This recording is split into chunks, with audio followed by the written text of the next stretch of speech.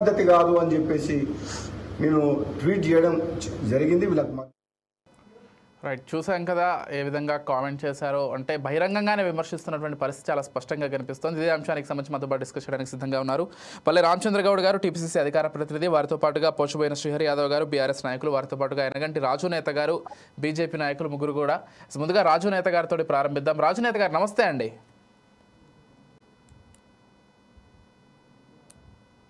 Sir నమస్తే sir. Rajuneta గారు good evening అండి. అంటే ఎలా చూస్తారండి కాంగ్రెస్లో అంతర్గత కుమ్ములాట్లు అనేవి కొత్త కాదు డెఫినెట్గా.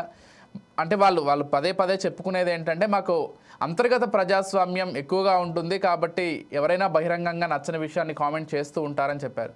కానీ ముఖ్యమంత్రి పైనే స్వయంగా ఆయన చేసినటువంటి కామెంట్స్, అంటే ఆంధ్ర పెట్టుబడిదారులు రేవంత్ రెడ్డి వెనక ఉన్నారు 20 మందిని చేసినటువంటి కామెంట్ కావచ్చు, లేకపోతే కేవలం ప్రతిపక్షాలను తిట్టడమే ఆయన పని, ఇంకేం చేయట్లేదు అనేటువంటి కామెంట్స్ కావచ్చు, జర్నలిస్టులకు సంబంధించినటువంటి కామెంట్స్ కావచ్చు. ఎలా చూస్తారు అసలు? ఏంటి సొంత ఎమ్మెల్యే ఇంతలా విమర్శిస్తుంటే అసలు కాంగ్రెస్ ఇంకా ఏ విధంగా ప్రతిపక్షాలను అనగలదు? అసలు ఏం చెప్తారు దీనికి సంబంధించి? ముందుగా గుడ్ ఈవినింగ్ అండి. డిబేట్ లో పాల్గొంటున్నటువంటి పెద్దలందరికీ కూడా. ఈరోజు కాంగ్రెస్ పార్టీ ఎమ్మెల్యే ఎవరైతే కోమటిరెడ్డి రాజగోపాల్ రెడ్డి గారు ఉన్నారో ఆయన మాట్లాడినటువంటి మాటలను ఒకసారి పరిశీలన చేస్తే ఒకంతనేమో ఆయనకు గతంలో బీజేపీ ఉప ఎన్నికల్లో ఓడిపోయిన తర్వాత కాంగ్రెస్ పార్టీలోకి పోతే మాకు మంత్రి పదవి హామీ ఇచ్చారు కాబట్టి నేను జాయిన్ అయ్యాను, ఆ హామీ నెరవేర్చడం లేదని చాలా సందర్భాల్లో గతంలో కూడా మాట్లాడినాడు. అదే ధ్యాసలో ఉండి ఈరోజు ఈ వ్యాఖ్యలు చేసినట్టుగా కనపడతా ఉంది.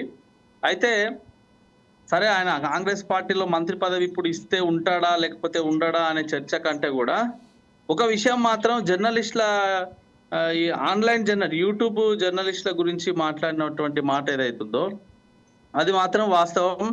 మొన్న నవతెలంగాణ పత్రిక 10వ వార్షికోత్సవం సందర్భంగా సీఎం రేవంత్ రెడ్డి గారు మాట్లాడుతూ యూట్యూబ్ జర్నలిస్టుల మీద చాలా కించపరిచేటటువంటి హేయమైనటువంటి వ్యాఖ్యలను చేయడం జరిగింది.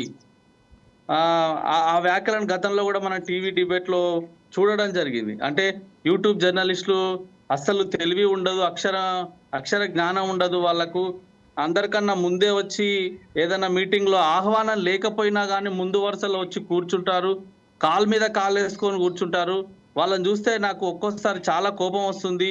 ఈ స్టేజ్ మీద నుంచి దిగి నేను వాళ్ళని లాగిపెట్టి చెంప మీద పెట్టి కొట్టాలి అనిపిస్తుంది అని చెప్పేసి మాట్లాడినటువంటి మాటలు సభ్య సమాజం అంతా కూడా చూసింది. అన్ని పొలిటికల్ పార్టీల నుంచి నాయకులందరూ కూడా స్పందించారు. అయితే ఈ సందర్భంగా ఏంటంటే గతంలో ఇదే రేవంత్ రెడ్డి గారు, గతంలో మనం చూసినాము, ఇదే రేవంత్ రెడ్డి గారు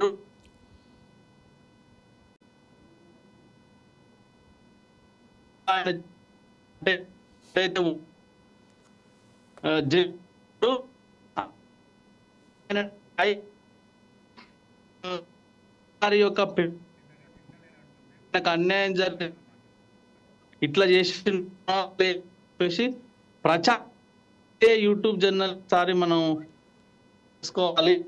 రాజు గారు అండ్ మీ ఆడియో కనెక్షన్ సరిగ్గా లేనట్లుంది, సిగ్నల్ లేనట్లుంది. కుదిరితే వీడియో ఆపేసి జస్ట్ ఆడియో మాట్లాడండి, పర్లేదు. లేకపోతే తర్వాత కొద్దిసేపటి తర్వాత జాయిన్ అవ్వండి, రేపు వేరే వాళ్ళతో మాట్లాడతాను. వస్తలేదా వాయిస్ వస్తలేదా? వాయిస్ కట్ అవుతోంది. కట్ అవుతుందా? చెప్పండి వినిపిస్తోందిలేండి. ఇప్పుడు కంక్లూడ్ చేయండి మీరు. రాజుబాయ్ ఇప్పుడు వస్తుంది, మాట్లాడు. సార్ నేను ఏమంటున్నా అంటే ఈరోజు రాజగోపాల్ రెడ్డి గారు చేసినటువంటి వ్యాఖ్యలను మనం రాజకీయంగానే పరిశీలన చేయవచ్చు. ఆయనకు మంత్రి పదవి రాలేదనేటువంటి ఒక అక్కసుతోనే మాట్లాడినట్టు మనం చూడవచ్చు. అయితే వాళ్ళకు అధిష్టానం ఏమి అవకాశాలు ఇస్తుంది, లేకపోతే వాళ్ళకి ఏమి హామీ ఇచ్చింది కాబట్టి ఆయనను అడగాల్సినటువంటి అవసరం ఉన్నది. Okay, right.